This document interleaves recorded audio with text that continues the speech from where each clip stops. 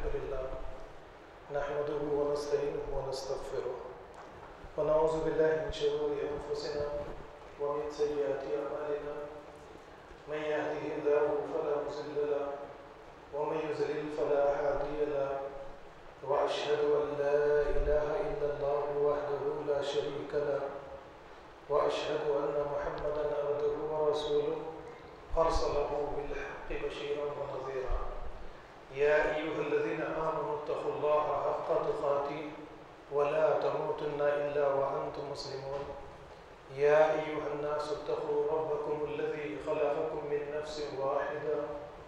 وخلق منها زوجها وبث منهما رجالا كثيرا ونساء واتقوا الله الذي تساءلون به والأرحام إن الله كان عليكم رقيبا يا أيها الذين آمنوا اتقوا الله وقولوا قولا سديدا يصلح لكم أعمالكم ويغفر لكم ذنوبكم ومن يطيع الله ورسوله فقد فاز فوزا عظيما أما بعد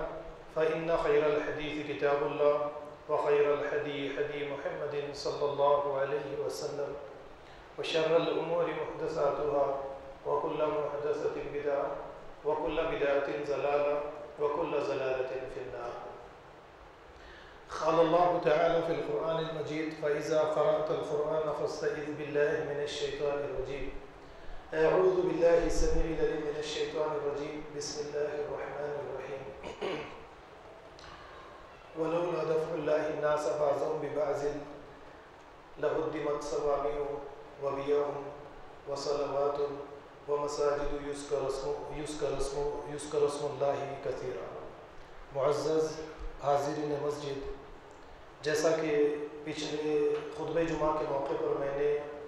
موجودہ وقت اور حالات، خاص کر گیان واپی مسجد اور بابری مسجد کو لیتے ہوئے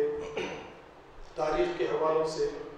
کچھ اہم باتیں آپ حضرات کے سامنے پیش کرنے کی کوشش کی. اس موقع پر میں نے یہ بات آپ کے سامنے رکھنے کی کوشش کی کہ گیان واپی مسجد ہو یا بابری مسجد ہو، یہ مسجدیں مسلمانوں کو دوبارہ حاصل ہو سکتی ہے اگرچہ کہ مسلمان وہی راستہ اختیار کرے جو راستہ قرآن کریم ہمارے سامنے پیش کرتا ہے. اور اس کے بعد میں نے نبی کریم صلی اللہ علیہ وسلم کی سیرت کو لے کر بہت ساری باتیں آپ کے سامنے رکھی اور یہ بتانے کی کوشش کی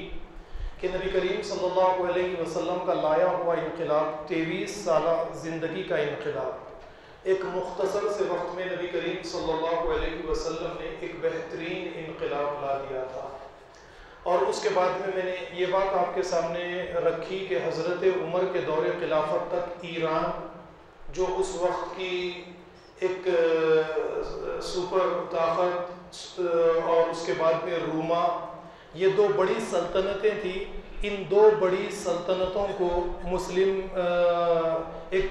چھوٹی سی ریاست نے توڑ دیا تھا. اور اسے توڑنے کا مقصد بھی یہ نہیں تھا کہ زبردستی ان کی مملکت کے اوپر قبضہ کر لیا جائے، بلکہ ان کے یہاں پر سیکس سلیوری کہیے یعنی غلام باندھیوں کا یہ ایک سسٹم، اور اسی طریقے سے سرمایہ دارانہ نظام یا اسی طرح کے جبر کے جو نظام آج بھی دنیا کے اندر موجود ہے، یہ تمام کے تمام نظام تھے. تو میں نے جس طریقے سے اقوام متحدہ کو آپ کے سامنے رکھا اور جیسے وہ بات آپ کے سامنے پیش کرنے کی کوشش کی کہ اقوام متحدہ نے ایک اپنی فوج تیار کی ہے کئی ممالک کی، کہ کسی بھی ملک میں اگر کوئی یعنی حکومت مائنورٹیز کے اوپر ظلم و زیادتی کرتی ہے تو یہ فوج یا یہ ادارہ حرکت میں آ جاتا ہے. اسی طریقے کی ذمہ داری آج سے 1400 سال پہلے اسلامی ریاست کی تھی. اسلامی ریاست کسی کا مذہب نہیں دیکھتی، جہاں کہیں پر بھی ظلم و زیادتی ہوتی، انصاف کے لیے ظلم و زیادتی کو مٹانے کے لیے اسلامی لشکر اس ملک کی طرف روانہ ہو جاتا تھا. یہ باتیں میں نے آپ کے سامنے رکھی اور اس کے بعد میں یہ بتانے کی کوشش کی کہ حضرت عمر کو جب شہید کر دیا گیا، اس کے بعد میں مسلمانوں کے بیچ میں تفرقہ بازی شروع ہوئی، مسلمان گروہ کے اندر بٹنا شروع ہوئے. اس موقع پر حضرت عمر نے جب ایران یا روم، اس طریقے سے دوسرے ممالک اسلامی سلطنت کے اندر داخل ہونے لگے تو لوگوں کی تعلیم اور تربیت کے لیے 1,00,000 قرآنی نسخے تیار کروا کر تقریباً یعنی ممالک کی طرف، یا جو نئے اسلامی ممالک بنے تھے ان کی طرف روانہ کر دیے تھے. اور بھی آپ نے منصوبہ تیار کیا تھا کہ کس طریقے سے لوگوں کی تربیت کی جائے، لیکن ہوا یہ کہ آپ کو جلد ہی شہید کر دیا گیا. اور اس کے بعد میں ایک اجمی اسلام کو وضع کر کے ہمارے ہاتھ میں دے دیا گیا. اب جو کچھ ہم آج اسلام کے نام پر کرتے ہیں یا لیتے ہیں یا سمجھتے ہیں وہ ایک اجمی اسلام ہے، اس کا حقیقی اسلام سے کچھ لینا دینا نہیں ہے. جب آپ حقیقی اسلام کی طرف آ جائیں گے،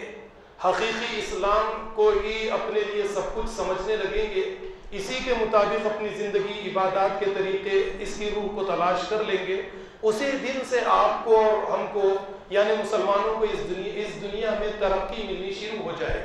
اس سے پہلے شاید میں نے ایک مثال آپ کے سامنے رکھی تھی کہ پہلے ہندوستان میں اصلی گھی چلا کرتا تھا اور اس کے بدلے میں ڈالڈا گھی آیا. تو لوگوں نے، جو ہمارے بڑے ہیں یہ اچھی طرح سے جانتے ہیں کہ ڈالڈا گھی کی اس لیے مخالفت کی کہ یہ نقلی گھی ہے، لیکن اس کا ایڈورٹائز اس کو اس طریقے سے چلایا گیا کہ آنے والے نسلوں نے ڈالڈا گھی ہی کو اصلی گھی سمجھ لیا. اب یہ اصلی گھی جو فائدہ دیتا ہے وہ ڈالڈا گھی وہ فائدہ ہرگز نہیں دے سکتا ہے، بلکہ یہ انسان کی یہ جسم میں جائے گا، گھی کا رنگ رہے گا، گھی کا ٹیسٹ اس کے اندر رہے گا، لیکن انسان کے جسم کو گھی جو صحت دیتا ہے وہ صحت دینے کی تاثیر اس کے اندر موجود نہیں ہے. ٹھیک یہی معاملہ اسلام کے ساتھ ہم مسلمانوں کا چل رہا ہے کہ اسلام کے نام پر ڈپلیکیٹ مواد جو آج ہمارے ہاتھوں میں تھما دیا گیا ہے، اس کی وجہ سے مسلمانوں کے اندر کہیں پر بھی اتحاد و اتفاق نہیں ہے. اور وہ دور جو صحابہ کرام نے قائم کیا، جس طریقے سے اسلامی مملکتوں کا یہ ایکسٹینشن کرتے چلے گئے، یہ آج کے اس دور میں موجود نہیں ہے. چلیے اسی موضوع کو تھوڑا سا آگے لے جاتے ہوئے، گیان واپی مسجد، بابری مسجد، جس طریقے سے کچھ دن پہلے آپ نے نپر شرما کا بھی انٹرویو انڈیا ٹی وی یا کسی دوسرے ٹی وی چینل پر بھی آپ نے دیکھا بلاسفیمی کے مسئلے میں،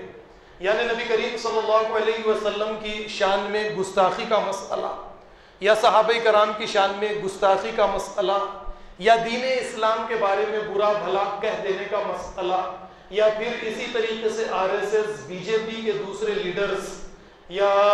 کوئی اور آ کر ٹی وی چینلز پر، نیوز چینلز پر بیٹھتا ہے، اس طریقے سے اسلام کو مذاق کا ایک موضوع بنا دیتا ہے. آپ بار بار دیکھتے چلے جاتے ہیں، اور اس مسئلے کو حل کرنے کے لیے ہمارے یہ نیوز چینلز، اینکرز وغیرہ وغیرہ جو مسلمانوں کا انتخاب کرتے ہیں وہ ایکس مسلمز ہوا کرتے ہیں، یعنی جنہوں نے اسلام کو چھوڑ دیا ہے،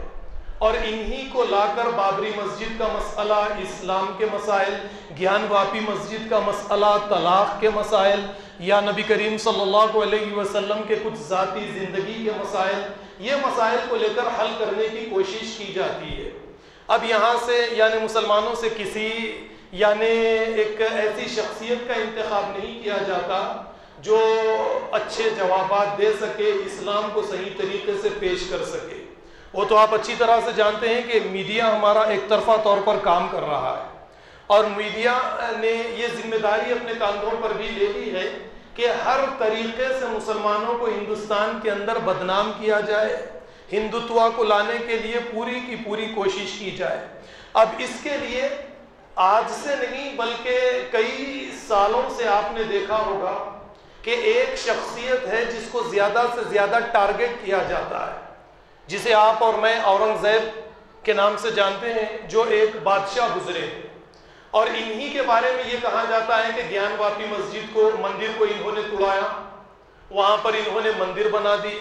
اور کئی مندروں کو انہوں نے توڑا، مسجدیں بنا دی، اور اس طریقے سے مسلمانوں کو بہت سا نقصان انہوں نے پہنچایا ہے. ٹی وی پر آج کل ڈیبیٹ کا موضوع بھی یہی بنا ہوا ہے.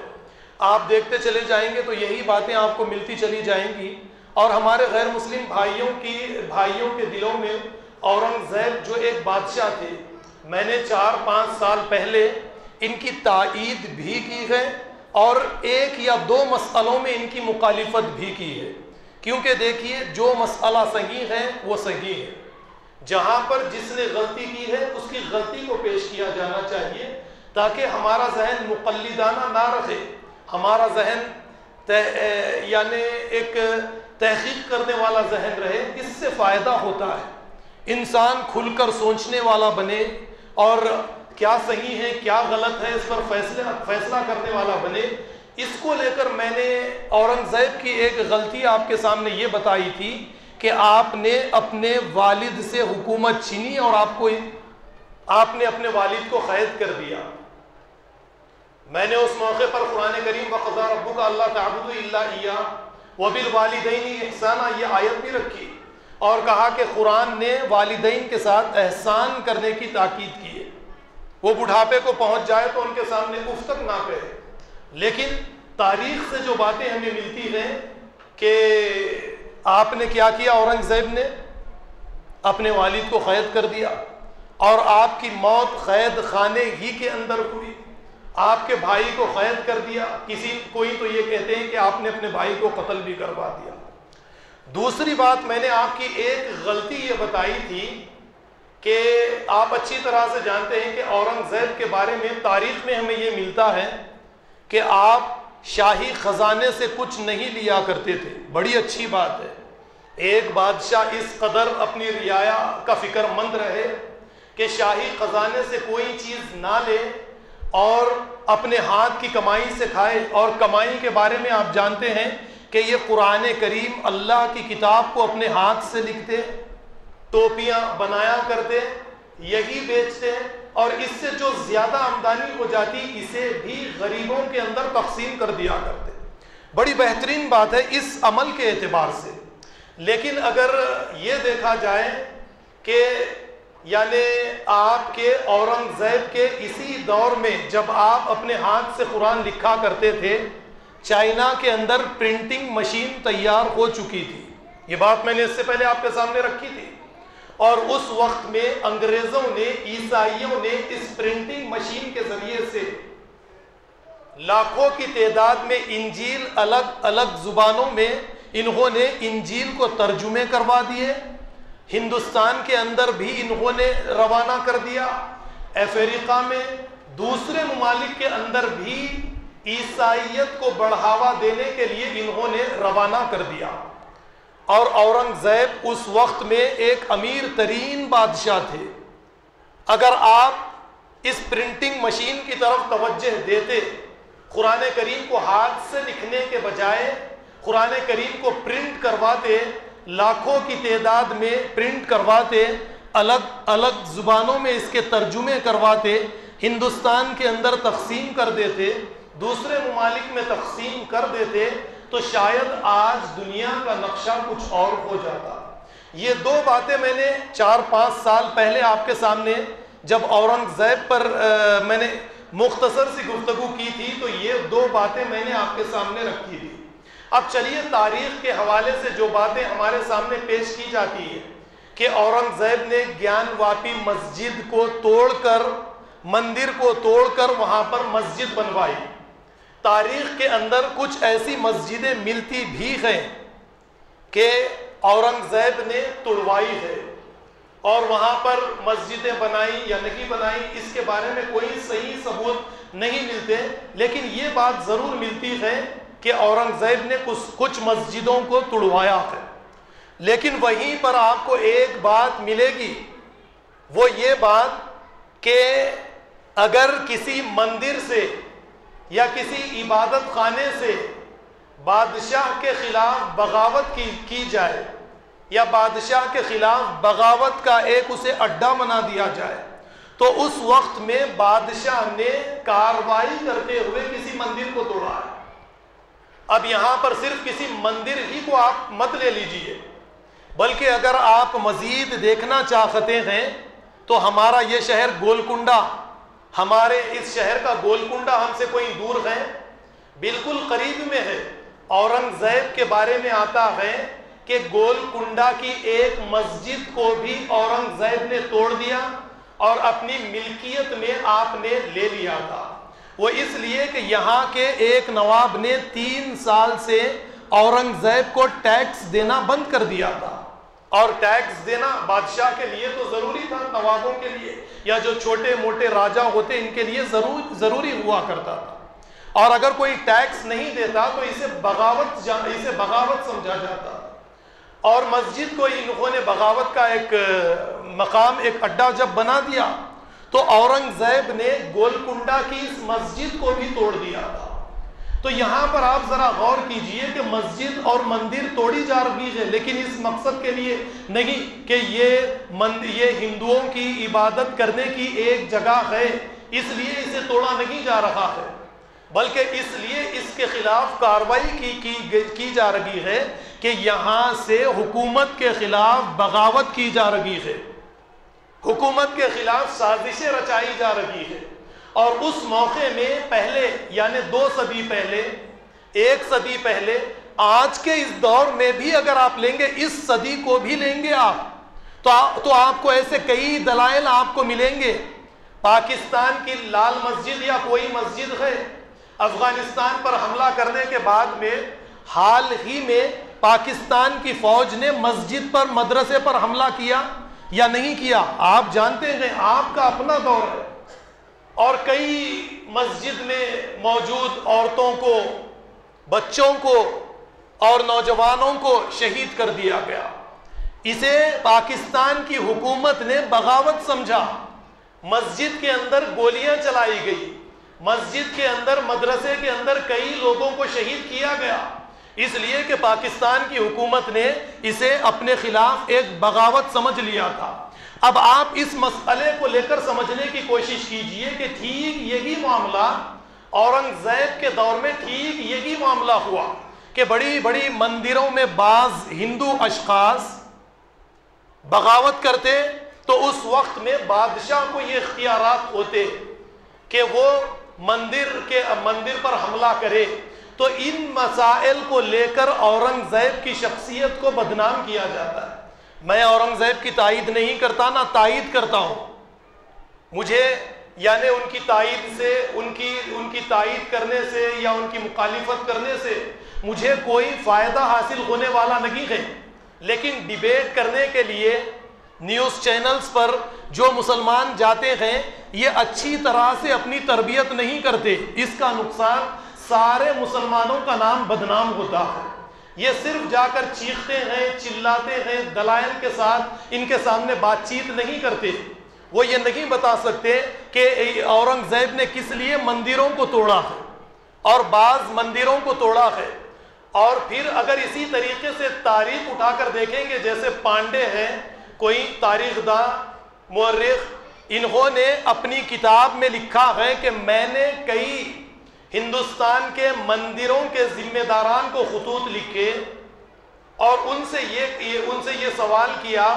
کہ اورنگزیب نے جن جن مندروں کو مال دیا، جاگیریں دی، وہ اپنے یعنی اس کا ریکارڈ میرے یہاں پر روانہ کیا جائے. تو یہ کہتے ہیں کہ 100 مندروں کے ذمہ داران نے مجھے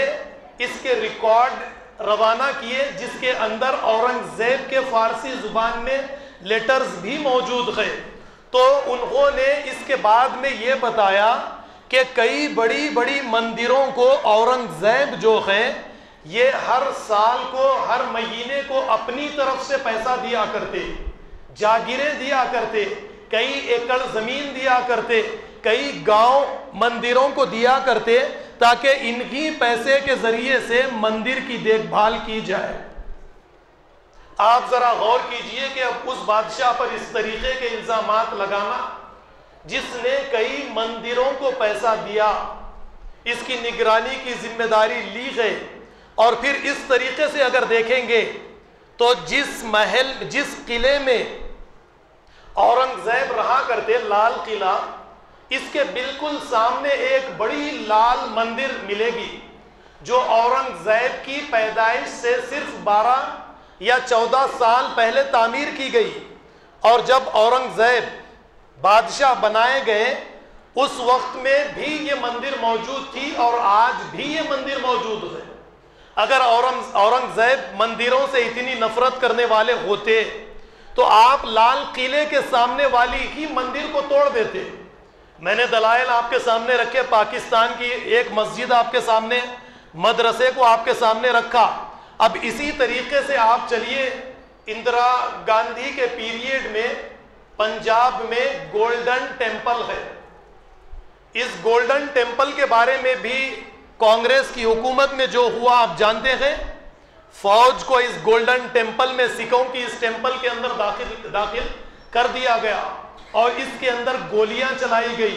اسے تباہ کیا گیا۔ وہ اس لیے کہ اس گولڈن ٹیمپل کے ذریعے سے ایک چھوٹی موٹی حکومت چلائی جا رہی تھی۔ ہندوستان کی حکومت نے اس وقت میں اسے بغاوت سمجھا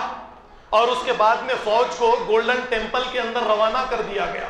یہ تو حال یعنی اس صدی کے واقعات، ہمارے قریب کے واقعات میں آپ کو سنا رہا ہوں۔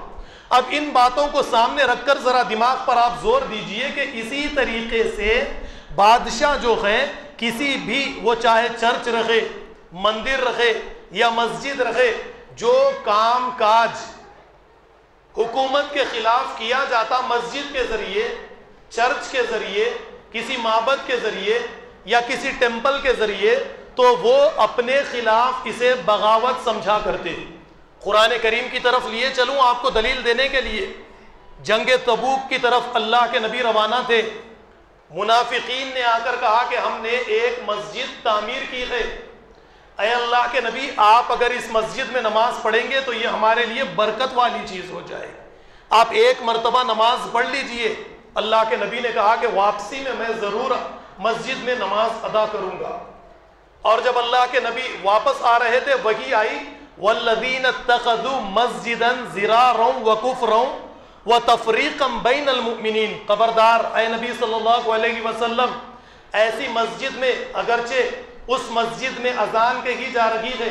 اقامت کہی جا رہی ہے، 5 وقت کی نمازیں ادا کی جا رہی ہے، لیکن اس مسجد کی تعمیر کا مقصد، ان کا ارادہ، بنانے والوں کی نیت یہ ہو کہ مسلمانوں کے بیچ میں تفرقہ پیدا کیا جائے، ان کو گروہ میں تقسیم کیا جائے، تو خبردار اس مسجد کو آپ توڑ دیجئے، لا تقم فیہ ابدا، اس میں ہرگز نماز کے لیے آپ کھڑے مت ہوئیے۔ مدینہ ایک چھوٹی سی ریاست تھی اور اس ریاست کے سربراہ محمد رسول اللہ صلی اللہ علیہ وسلم تھے، اور مسجد ضرار کے ذریعے بغاوت کی جا رہی تھی مسلمانوں کو بانٹنے کے لیے۔ تو آپ، یہ سورہ توبہ کی آیت ہے، آپ ذرا غور کیجئے کہ قرآن سے بھی دلیل ملتی ہے۔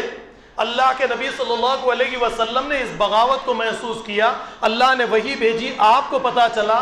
مسجد ضرار کو توڑا گیا یا نہیں توڑا گیا، آپ